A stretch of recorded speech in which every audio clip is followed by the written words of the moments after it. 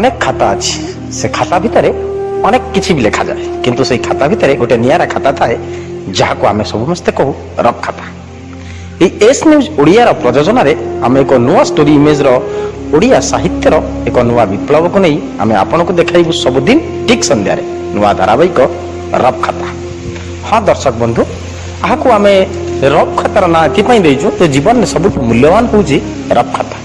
कहीं या रफ तो कही पारती किंतु प्रकृत में से खाता जे केते महान आम जीवन में आमर नुआ धारावाहिक रफ खाता देखिले आपण माने जानि परिबे। याको संयोजना करिसेंती अध्यापक प्रफुल्ल साहू आउ एतरे सह संपादिका अछंती प्रगति भुइया आउ प्रयोजक प्रसन्न कुमार दास। एस न्यूज ओडिया इ नुआ प्रयास कवि लेखक और गाल्पिक को नहीं आपण माने देखिबा को जमा भूलिबेनी। आमर स्टोरी इमेज ना होउची रफ खाता। नमस्कार दर्शक बंधु मु प्रियंका आज स्टोरी इमेज रफ खाता को आपण मानक स्वागत करुछि। नईर सुह पड़ी जीवनर गति बेले बेले लगे भारी बोर तेबे केते शुणिबा गीत और कविता आसंतु आज टिके शुणिबा जोक हसी जाइतिबा हस को पुणी फेरे आनिबा शुणिबा गपटिए आउ डाकिबा ईश्वर को। तेबे आज रफ खातार आम सह अछंती अनन्य प्रतिभा श्यामपद चैटर्जी अध्यापक प्रफुल्ल साहू गप पढ़े शुभश्री राउत तेबे शेष अच्छा डॉक्टर आलोचक डॉक्टर निरंजन साहू। तेबे आसंते शुणिबा तांक मुखर। बंधुगण गुड़ाए कविता पढ़ी आपण मानक शुणेली गुड़ाए गल्प मध्य पाठ कली अभिनय करी मध्य किछि परिचय सृष्टि कली आपण मानक भितर। तो आज भाविली गोटे किसी नुआ जिनस करी हंतानी हठात मुंड को गोटे आइडिया आसला भाविली किसी जोक्स आपण मानक कहीकि भिडियोटे कले केमती हंता। बास मोबाइल ऑन कली रेकर्डिंग बटन चिपी देकी बसीगली। तो आसन शुणा किसी जोक्स। गोटे बस रे दी जण भद्र व्यक्ति पाखापाखि बसचंती जड़े भद्र व्यक्ति घंटा पिंधिचंती आउ जड़े भद्र व्यक्ति हाथ में घंटा नहीं। से द्वितीय भद्र व्यक्ति जहाँ हाथ में घंटा नहीं सी पचारे आज्ञा टाइम केते है कि सेमती घड़ी देखले कहले बाजी 10 केतेटा बाजी 10 कहले शुणी पारे ठीक करी कन्फ्यूज हेले 5 मिनट रही जाइए पुणी पचारे कहले आज्ञा टाइम केते है कि पुणी घंटा देखी कहले बाजी 15 केतेटा बाजी 15 कौन मुझे ठीक शुणी पारनी सेठू कन्फ्यूज हेले पुणी 5 मिनट बसले कहले आज्ञा टाइमटा केते है बाजी 20 ये रागी गले कहले कौन खेलुचंती मो सागर मु आपन को पचारुची टाइम केते है आपण बाजी 10 बाजी 15 बाजी 20 अरे केतेटा बाजी 10 केतेटा बाजी 15 केतेटा बाजी 20 से भद्र व्यक्ति कहले आपण रागुचंती कहीं आज्ञा मोर ए घड़ीर घंटा कंटाटा भांगी जाइए खाली मिनिट कंटाटा अच्छी। आ गोटे शुणु गोटे ट्रेन रे पाखापाखि बर्थ रे दी जण बसचंती प्रौढ़। तो ट्रेन रे जमती चिन्हा परिचय नथिले भी ट्रेन रे यात्रा करू करू चिन्हा परिचय हेकि गपसप जमी जाए ठीक सेमती तांको दी जनकर गपसप जमी गला। सेठी प्रथम प्रौढ़ पचारे कहले एनिवे आपण बयस केते हम ये सेठू भाविले यार बयस कौन पचारिदेले बयसटा कौन ठीकटा कहया कथा ये सेठू लुचई गले मत से 24 खंडे हम सेठी ये लोक कहला बुढ़ा है कहला 24 सी पचारा अच्छा बाय द वे आपण बयस केते हम हाँ मत केते हम से 22 खंडे हम ऊपर बर्थ रे जड़े लोक शोला या गपसपर निद भांगला तो सी धूम कि ऊपर बर्थ डेई पड़ा मजिकी एम सब डरी जाई कहले तुम किए ना मुझे जन्म हेली। आ गोटे शुणु सेमती गोटे बस रे दी जण पाखापाखि बसचंती तो जड़े व्यक्ति पचारे आर जन को आज्ञा टाइम केते है कि से भद्र व्यक्ति घड़ी देखिले चुप रहिले किसी कहले नहीं। ସେଠୁ ଇଏ ବସିଲେ କହିଲେ କ'ଣ କିଛି କହିଲେନି।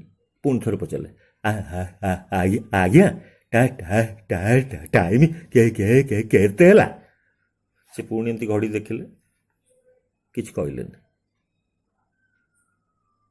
ପୁଣି କିଛି ସମୟ ରହିକି ପଚାରିଲେ ଆଜ୍ଞା ପଚାରୁଛି ପରା ଟାଇମ୍ କେତେ ହେଲା? ଷ୍ଟିଲ୍ କିଛି କହିଲେନି। ତାପରେ ସେ ଯିଏ ପଚାରୁଥିଲେ ଖନା ବ୍ୟକ୍ତି ଜଣକ, ତାଙ୍କ ଡେଷ୍ଟିନେସନ୍ ଆସିଗଲା, ସେ ବସ୍ରୁ ଓହ୍ଲେଇ ଗଲେ। ପଛ ସିଟ୍ରେ ଗୋଟେ ଭଦ୍ରଲୋକ ଟୋଟାଲ୍ ଜିନିଷଟାକୁ ଅବଜର୍ଭ କରୁଥିଲେ। ସିଏ ସେଠୁ ଏଇ ଘଣ୍ଟା ପିନ୍ଧା ବାବୁଙ୍କୁ ପଚାରିଲେ, କହିଲେ ଆଜ୍ଞା ସିଏ ଆପଣଙ୍କୁ ଏତେ ଥର ଟାଇମ୍ ପଚାରିଲେ, ଆପଣ ଘଣ୍ଟା ଦେଖିଲେ, ସବୁ କଲେ, ଅଥଚ ତାଙ୍କୁ ଟାଇମ୍ଟା କହିଲେନି, ଏଇଟା କ'ଣ ଗୋଟେ ଭଦ୍ରାମୀ? ସେଠୁ ସିଏ କହିଲା ଘଣ୍ଟାବାଲା, ମାଡ଼ ଖାଇଥାନ୍ତି। ମାନେ ଇଏ ଯଦି ଯେତେବେଳେ ପଚାରିଲା ଟାଇମ୍ କେତେ ହେଲା, ସିଏ କହିଥାନ୍ତା 10:30, ମାଡ଼ ଗୁଡ଼େ ଖାଇଥାନ୍ତା। ନମସ୍କାର ଦର୍ଶକ ବନ୍ଧୁ, ମୁଁ ଶୁଭଶ୍ରୀ। ଷ୍ଟୋରି ଇମେଜ୍ର ଆଜିର କଥାରେ ଅଧ୍ୟାପକ ପ୍ରଫୁଲ୍ଲ ସାହୁଙ୍କର ଏକ କ୍ଷୁଦ୍ର ଗଳ୍ପ, କିଜ୍ ଟେଲ୍। ସମ୍ପର୍କର ମଧୁର ତିଳ ଚିହ୍ନ, ମିଳନର ମିଠା ଆକର୍ଷଣ, ପ୍ରଥମ ପ୍ରାର୍ଥନା ଚୁମ୍ବନ, ଦେହ ମନର ପ୍ରଥମ ଶୃଙ୍ଗାର, ଦୁଇ ଆତ୍ମାର ବନ୍ଧନର ପବିତ୍ର ଶ୍ଲୋକ ଚୁମା, ଜୀବନ ଫଗୁଣର ଆଦିମ ସିଂହରଣର ଚମ୍ପୁ, ଦୁଇଟି ଓଠର ମିଶାଣ ଜ୍ୟାମିତି, ଯୋଉଠି ଚୁମା ହୁଏ ଫୁଲ ପରି କୋମଳ ତ କୋଉଠି ଚୁମା ହୁଏ ବୋମା। ଏମିତି ଦିନଟିଏ ଥିଲା, ପ୍ରେମିକା ସହ ଭେଟ ହେଲା ନିରୋଳାରେ। ତାହା ପୁଣି କଲେଜ ପଛପଟ ଦେବଦାରୁ ଗଛ ମୂଳେ। ଭିଡ଼ି ଧରିଲା ସେ, ଲିପଷ୍ଟିକ୍ ମରା ଓଠରେ ଗାଢ଼ ଚୁମାଟିଏ ଦେଇଥିଲା। ମୁଁ ଅନ୍ୟମନସ୍କ ଭାବେ ଘରକୁ ଫେରିଲି। ମୁଖରା ପତ୍ନୀ ଦେଖିଲା, ମେଘ ଓହଳା ଆକାଶ ପରି ଥମଥମ ହେଲା। ବିଜୁଳି ମାରିଲା, ଘଡ଼ଘଡ଼ିର ଶବ୍ଦ ଶୁଭିଲା। ଚୁମା ସେଦିନ ବୋମା ପାଲଟିଥିଲା। ନମସ୍କାର। ନୀଳାଚଳ ନିବାସାୟ ନିତ୍ୟାୟ ପରମାତ୍ମନେ ବଳଭଦ୍ର ସୁଭଦ୍ରାଭ୍ୟାଂ ଜଗନ୍ନାଥାୟତେ ନମଃ। ଜୟ ଜଗନ୍ନାଥ। ଆମେ ପୂର୍ବ ଅଧ୍ୟାୟରେ ଗତକାଲି ଯଦି ଆପଣମାନେ ଶୁଣିଥିବେ ଭଗବତ ଗୀତା ସମ୍ପର୍କରେ, ତାହେଲେ ଭଗବତ ଗୀତାର ପ୍ରଥମ ଅଧ୍ୟାୟର ପ୍ରାରମ୍ଭ ଘଟିଛି। ପ୍ରଥମ ଅଧ୍ୟାୟ ଅର୍ଥାତ୍ ଭଗବତ ଗୀତା ହେଉଛି 700 ଶ୍ଲୋକ। 700 ଶ୍ଲୋକ ମଧ୍ୟରୁ ପ୍ରଥମ ଅଧ୍ୟାୟ ହେଉଛି 47ଟି ଶ୍ଲୋକ। এই 47ଟି ଶ୍ଲୋକ ମଧ୍ୟରେ ଭଗବାନ ଗୋଟିଏ ହେଲେ ଶ୍ଲୋକ କହିନାହାନ୍ତି। କିଏ କହିଛନ୍ତି? ପ୍ରଥମେ ଗୋଟିଏ ଶ୍ଲୋକ କହିଛନ୍ତି ଧୃତରାଷ୍ଟ୍ର, ଏବଂ ସଞ୍ଜୟ କିଛି ଶ୍ଲୋକ କହିଛନ୍ତି, ଏବଂ ଅର୍ଜୁନ କିଛି ଶ୍ଲୋକ କହିଛନ୍ତି। ତେବେ ପ୍ରଥମ ଅଧ୍ୟାୟରେ ମୁଁ ଗତ ଅଧ୍ୟାୟରେ କହିଛି ଯେ ପ୍ରଥମ ଅଧ୍ୟାୟରେ କ'ଣ ହେଇଛି ନା ବିଷାଦ ଯୋଗ ହେଇଛି। ବିଷାଦ କାହାର ହବ ନା ବିଷାଦ ଅର୍ଜୁନଙ୍କର ଘଟିଛି। ଅର୍ଜୁନ କିଏ ନା ଅର୍ଜୁନ ହେଉଛି ସକଳ ଆତ୍ମାର ଗୋଟିଏ ପ୍ରତୀକ। ଅର୍ଥାତ୍ ଯେତେ ଆସୁଛନ୍ତି ତପସ୍ୱୀ, ଯେତେ ବ୍ୟକ୍ତି ଆସିଛନ୍ତି ବା ଯେତେ ଆତ୍ମା ଆସିଛନ୍ତି ବା ମଣିଷ ନିଶ୍ଚିତ ଭାବରେ ସ୍ୱାଧ୍ୟାୟ କରିବା ଦରକାର, ନିଶ୍ଚିତ ଭାବରେ ଆତ୍ମଜ୍ଞାନ ପାଇଁ ପ୍ରଚେଷ୍ଟା କରିବା ଦରକାର। କିନ୍ତୁ ଯେଉଁମାନେ ଆତ୍ମଜ୍ଞାନ ପ୍ରଚେଷ୍ଟୁ ଲୁବ୍ଧକ ବା ଇଚ୍ଛା କରୁଥିବା ବ୍ୟକ୍ତି, ସେମାନେ ସମସ୍ତେ ହେଉଛନ୍ତି ଅର୍ଜୁନ ବା ପ୍ରତୀକାତ୍ମକ ଭାବରେ ଜୀବ। ଏଇ ଜୀବ ନିଶ୍ଚିତ ଭାବରେ ଯେତେବେଳେ ଅଗ୍ରଗତି ପଥରେ ଯାଏ, ତପସ୍ୟାର ଅଗ୍ରଗତି ଦିଗକୁ ଯିବାକୁ ଚେଷ୍ଟା କରେ, ସେତେବେଳେ ତାର ପ୍ରଥମେ ବିଷାଦ ଆସିଥାଏ। এই ବିଷାଦ ଆସିଲା ବେଳେ ଆମେ ଦେଖିବା ଅର୍ଜୁନଙ୍କ ପାଖରେ କେମିତି ବିଷାଦ ଆସିଛି ହେଲା। ତେବେ ଭଗବତ ଗୀତାରେ ନ କହିଲେ, ଭଗବତ ଗୀତାରେ ଯାହା ପ୍ରଥମ ଅଧ୍ୟାୟରେ ଘଟିଛି ନ କହିଲେ ଆପଣମାନେ ମୋତେ ଗାଳି ଦେବେ। ତେବେ କଥାଟି ହେଉଛି ଭଗବତ ଗୀତାରେ ପ୍ରଥମେ ମୁଁ କହିଛି ଗତ ଅଧ୍ୟାୟରେ ଯେ ଧୃତରାଷ୍ଟ୍ର ଅନ୍ଧ କିନ୍ତୁ ଜଷ୍ଟିଚ୍ୟୁତ ହୋଇଯାଇଥିଲେ। ଅର୍ଥାତ୍ ମୋର ଆଉ ତୋର, ମୋ ପୁଅମାନେ ଏବଂ ପଣ୍ଡୁର ପୁଅମାନେ କ'ଣ କରୁଛନ୍ତି ଯୁଦ୍ଧକ୍ଷେତ୍ରରେ, କୁରୁକ୍ଷେତ୍ର ରଣାଙ୍ଗନରେ, ମୋତେ ହେ ସଞ୍ଜୟ କୁହ। এইଠୁ ଆରମ୍ଭ ହେଇଛି ଭଗବତ ଗୀତା। ତେବେ ଭଗବତ ଗୀତାରେ ଆଉ ଦୁଇଟି କଥା ହେଇଛି। ଗୋଟିଏ ହେଉଛି ପାଣ୍ଡବ ପକ୍ଷରେ କେଉଁମାନେ ଅଛନ୍ତି ଏବଂ ଦ୍ୱିତୀୟରେ कौरव मान पाखे कौ कौ माने योद्धा अच्छा कुरुक्षेत्र तो युद्ध हाँपाई तो सुनिश्चित हो जाइए भगवान श्रीकृष्ण अस्त्र धारण करेंगे ना से नंदीघोष रथरे सारथी होती एवं सारथी हो रथी अर्जुन को धरी कुरुक्षेत्र रणांगन को आसचंती कौ माने अच्छी आमे देखिबा जे भगवत गीतारे कुहाइछि अत्र सुरा महाश्वसा भीमार्जुन समाजुधि जुजुधानो विराटश्च द्रुपदश्च महारथः दृष्टकेतुश्च कितानः काशीराजश्च वीर्यवान् पुरुजित कुन्तिभोजश्च शैवश्च नरपुङ्गवः जुधामन्युश्च विक्रान्त उत्तमौजाश्च वीर्यवान् सौभद्र द्रुपदयाश्च सर्व एव महारथाः। अर्थात आमे देखिबा जे पांडव मानक पक्षरे को माने योद्धा अछंती पांडव मानक पक्षरे अर्जुन अछंती सात्यकी अछंती विराट राजा अछंती राजा द्रुपद अछंती दृष्टकेतु अछंती चेकितान अछंती आउ बलवान होउचंती काशीराज से भी अछंती पुरुजित अछंती कुंती भोज आउ मनुष्य मानक मध्यरे साधारण मनुष्य भितरे अछंती शैव्य युधामन्यु एवं उत्तमौजा एवं सुभद्रांकर पुत्र अभिमन्यु एवं द्रौपदी 5 पुत्र या भितर अछंती ये हेले पांडव मानक सेना भितर मुख्य मुख्य तापति तो सैनिक मान अछंती एवं कौरव मानक पाखरे किए अछंती ना कौरव मानक पाखरे अछंती भवान भीष्म च कर्णश्च कृपश्च समितिञ्जय अश्वत्थामा विकर्णश्च सौमदत्तिस्तथैव च अने च बहवसूराः मदर्थे त्यक्तजीविताः नानाशस्त्रप्रहारणेन सर्वे युद्ध विशारद युद्ध विशारद माने अछंती अर्थात द्रोणाचार्य अछंती पितामह भीष्म अछंती कर्ण अछंती एवं कृपाचार्य अछंती जे संग्राम विजयी जे कृपाचार्य को कहीं कौन युद्ध रे हरा करे नांती अश्वत्थामा अछंती विकर्ण सौमदत्त अछंती एवं भूरिश्रवा मध्य रहिचंती ता व्यतीत आउ जिते सूरवीर कौरव मान पक्षरे अछंती दुर्योधन आज्ञा कहीं युद्ध कला कहले युद्ध करिया चाहिए गोटे क्लू पॉइंट होची दुर्योधन बुझिला जे मु तो 5 पड़ा को देलिनी 5 पड़ा कौन कौन आपण जानिबे परवर्ती समय तेबे आंकु तो मु युद्ध निश्चय जीतबी कहीं मो पक्षरे तो मरबेनी भीष्म अछंती मो पक्षरे गुरु द्रोणाचार्य अछंती तांको तो शस्त्र मारिबेनी अस्त्र निक्षेप करिबेनी निश्चित भाव पांडव माने एवं तापरे जी युद्ध जाई से होछन कृपाचार्य ये भी अछंती तेणुक सी निष्पत्ति करने जो मैंने ये जो अच्छा युद्ध में निश्चित भाव मुझे जीतबी है एमती समय कौन होती अधिक समय नेबिनी आपण मानकर यही समय कौन होती ना अर्जुन कही भगवान कृष्ण को हे सखा मत बर्तमान कौरव और पांडव मानकर ये जो युद्ध क्षेत्र अच्छी से सामने मत रखत मु कलना करे कारण तो रथी होती अर्जुन मुझे देखे कलना करे कौरव पक्षरे को माने अच्छी देखिले एवं भगवान बड़ चतुरतार सहित नहीं रखिले रथटी भीष्म द्रोण कृपाचार्य सामने तेणु द्रोण जो ये पाखे रखिले देह थरिबा आरंभ होला कारण गुरु को कौन शर निक्षेप करेंगे एवं भीष्म जी होती पितामह कौन शर निक्षेप करेंगे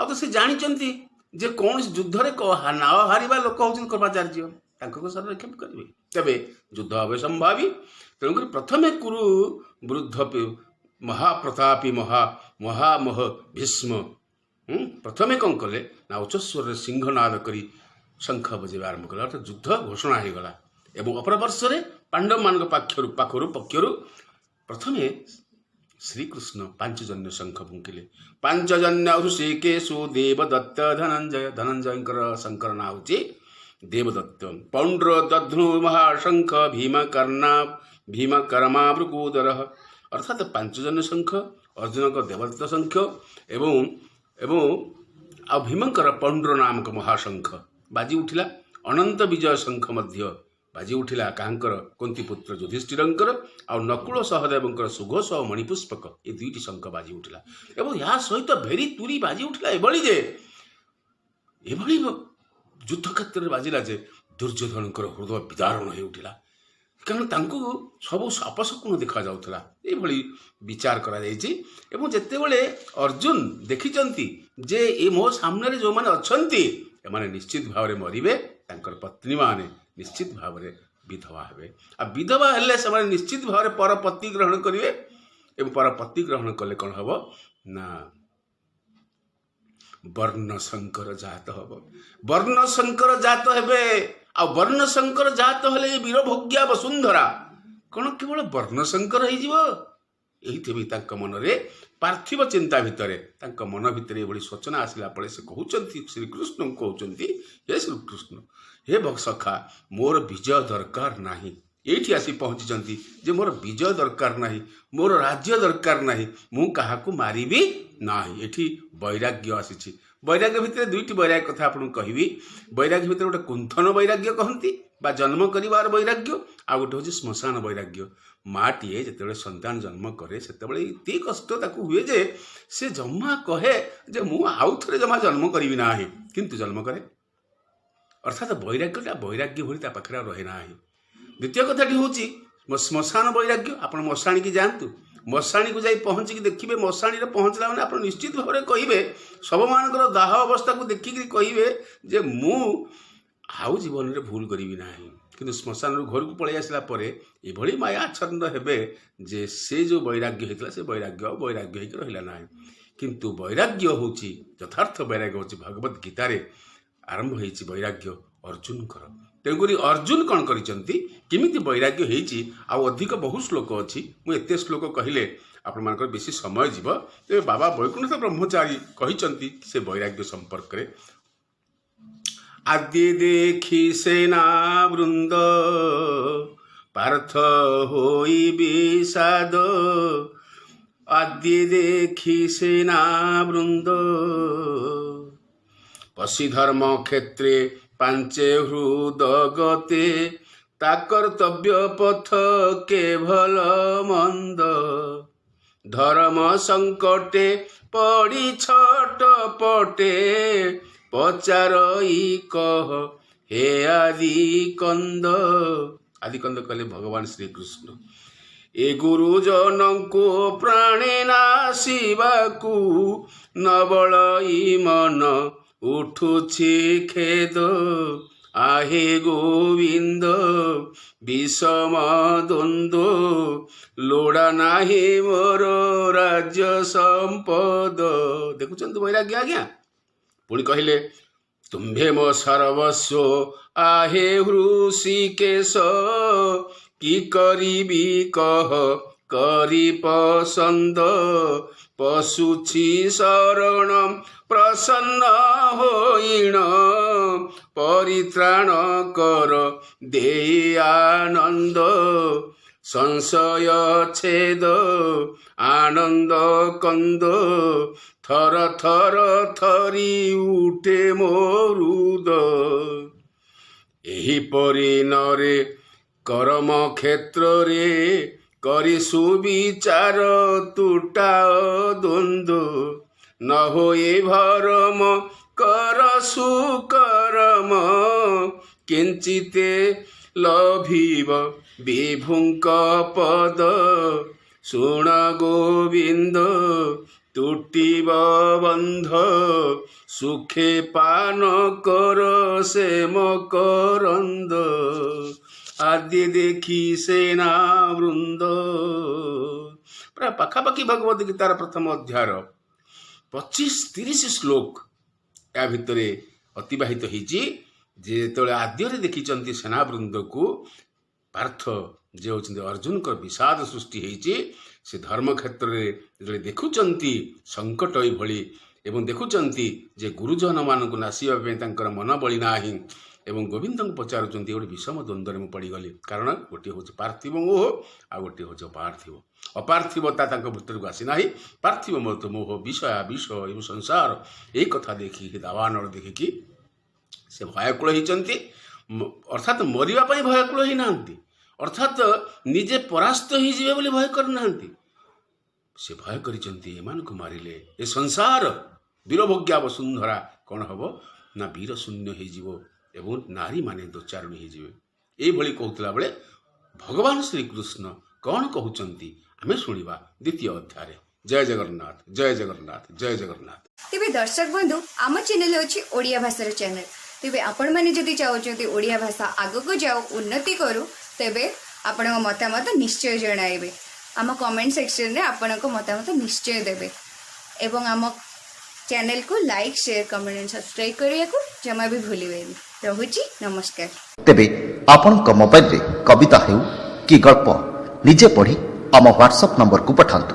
ଆମ ହ୍ୱାଟ୍ସଆପ୍ ନମ୍ବର 7504422096।